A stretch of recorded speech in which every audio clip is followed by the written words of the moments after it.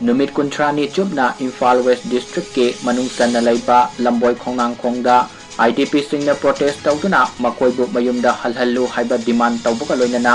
ꯅꯨꯃꯤꯠ ꯈꯨꯗꯤꯡꯒꯤ ꯄꯤꯁꯤꯟꯈꯤꯕ ꯃꯦꯃꯣꯔꯦꯟꯗꯝꯒꯤ ꯄꯥꯎꯈꯨꯝ ꯉꯁꯤ ꯃꯔꯤ ꯂꯩꯅꯕ IDPꯁꯤꯡꯗ ꯌꯧꯍꯜꯂꯛꯈ꯭ꯔꯦ ꯍꯥꯏꯔꯤ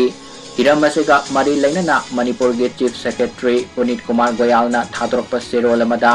ꯁꯦꯀ꯭ꯌꯨꯔꯤꯇꯤ ꯃꯇꯤꯛ ꯆꯥꯕ ꯆꯦꯛꯁꯤꯟ ꯊꯧꯔꯥꯡ ꯂꯧꯈꯠꯂꯕꯁꯨ ꯐꯨꯔꯨꯞ ꯃꯁꯦꯜꯒꯤ ꯃꯔꯛꯇ ꯋꯥꯔꯤ ꯁꯥꯅꯗꯨꯅ ꯊꯥꯖꯅꯕ ꯄꯨꯔꯛꯇ꯭ꯔꯤꯉꯩꯗ ꯇꯍꯥ-ꯇꯍꯥꯅ IDPꯁꯤꯡ ꯃꯁꯥꯒꯤ ꯃꯌꯨꯝꯗ ꯍꯟꯖꯤꯟꯍꯟꯕ ꯊꯧꯔꯥꯡ ꯂꯧꯈꯠꯄ ꯆꯨꯝꯗꯦ IDPꯁꯤꯡ ꯈꯨꯗꯣꯡꯊꯤꯕ ꯑꯃꯠꯇ ꯅꯪꯍꯟꯗꯅ ꯃꯁꯥꯒꯤ ꯃꯌꯨꯝꯗ ꯍꯟꯖꯤꯟꯍꯟꯅꯕ ꯊꯧꯔꯥꯡ ꯂꯧꯈꯠꯂꯤ ꯍꯥꯏꯅ ꯄꯜꯂꯗꯨꯅ ꯆꯦꯔꯣꯜ ꯑꯁꯤꯅ ꯃꯈꯥ ꯇꯥꯔꯗꯨꯅ ꯍꯥꯏ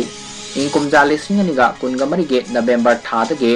स्टेट असिदा हिंसा थोरकपगी चांग हंथरकपना मरम मोरगा तोंगान सेक्यूरिटी एजेंसी सिंगे मटेंगा लोइनना IDP सिंग तांकक नाइना मसा मसागे मयुमदा हंजिन हन्नबगे थबक पाइखटपा हौरे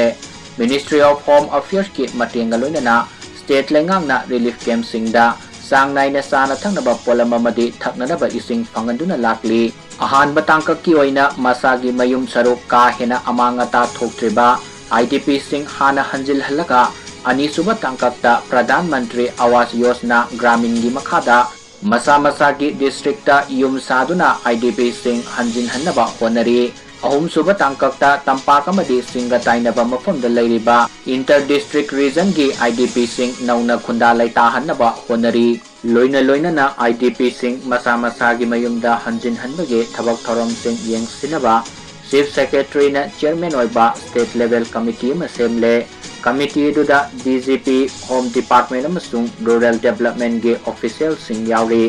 हौजिक फावदा इमुंग लिसिंग कुनगनिथुई गी मियोय लिसिंग तरारोम मसा मसा की मयुमदा हंजिन हनबा ngamle मखाताना IDP सिंग मयुमदा हंजिन हनबगे सरुक अमा ओइना सागलिबा युम लिसिंग मरीरोम लोइसिलकपगे तानफम यौरकले हाइना सेरोल अदुदा पल्ली